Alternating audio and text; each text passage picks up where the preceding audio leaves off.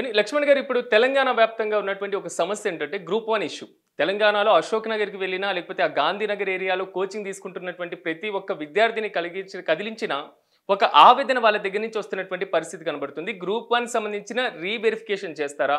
అసలు mains exam conduct చేస్తారా? ఇంత కష్టపడి చదివినా ఫలితాల్లో ఇలాంటి ప్రభావం కనబడుతుంది. న్యాయస్థానాలు జోక్యం చేసుకుంటున్నాయనేటువంటి అంశం.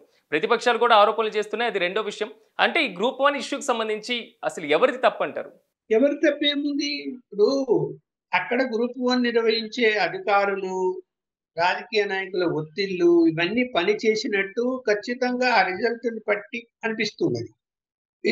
ఇప్పుడు ఒక ఊరిలోనే ఒక 5గురు పరీక్ష రాస్తే 5గురు సెలెక్ట్ ఎలా అవుతారు? హ్మ్. ఎలా అవుతారు? ఇప్పుడు అలాగే చూస్తున్నాం గదా! కొంతమంది సోషల్ మీడియాలో గూడా గ్రూప్ 1 పోస్ట్‌కి సంబంధించి పాస్ చేయించడము, మంచి పోస్ట్ ఇప్పించడానికి ప్రజాప్రతినిధులు 3,00,00,000 నుంచి 5,00,00,000 వరకు డబ్బులు మాట్లాడుకున్నారు అని చెప్పి వార్తలొచ్చాయి గదా! హ్మ్. మరి ఎంత నీచమైన పని ఇది? ఇప్పుడు నిరుద్యోగులతో ఆటలాడుకోవడమే గదా ఇదంతా.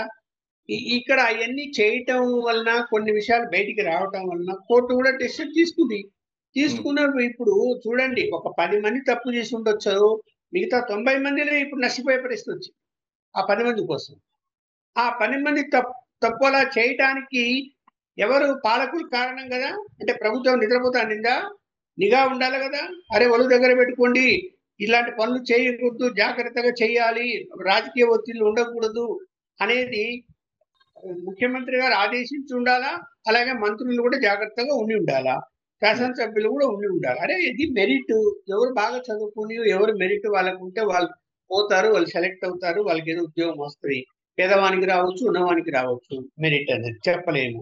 మనం చూసాం కదా! చాలా మంది పేదవాళ్ళు రిక్షా దొక్కిన పిల్లలు వీధుల్లో లాంతర్ పెట్టుకొని చదువుకొని ఐఏఎస్, ఐపీఎస్‌లు అయినోళ్ళు ఉన్నారు. హ్మ్. మంచిగా ఎడ్యుకేషన్ అనేది ఎవరి దగ్గరైనా గూడా అది పేద వర్గాలైనా, ఉన్నత వర్గాలైనా ఆ ఇంటెలిజెన్సీ అనేది ఎవరి దగ్గర ఉంటుందని చెప్పలేము.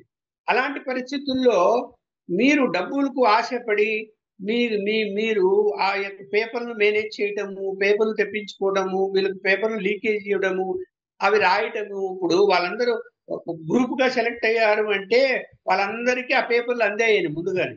హ్మ్. సో, వాళ్ళందరూ డబ్బులిచ్చి తీసుకున్నారని. సో, వాళ్ళందరూ రాశారని, సెలెక్ట్ అయ్యారని. మరి ఇది కరెక్టా? కాదు కదా! అందువలన ఏంటంటే ఇట్లాంటిది జరగకుండా లేకపోతే ఇప్పుడు నిజంగా మెరిట్ స్టూడెంట్స్ ఎంత బాధపడతారో చెప్పండి. అవును. వాళ్ళ వాళ్ళ పరిస్థితి ఏంటి ఇవాళ మరి? డబ్బు మెరిట్ ఉండి మంచిగా పరీక్ష రాసి సెలెక్ట్ అయిన వాడు ఏడ్చాల్సిందే గనుక మళ్ళీ పరీక్ష పెడితే గనక మళ్ళీ సెలెక్ట్ అవుతారో కాదో తెలీదు. మరి ఏ విధంగా ఇప్పుడు నిర్ణయం తీసుకుంటుందో కోర్ట్ ఆర్డర్ అయితే ఇచ్చింది. దాన్ని ఎలా ముందుకెళ్తారో చూడాలి మరి.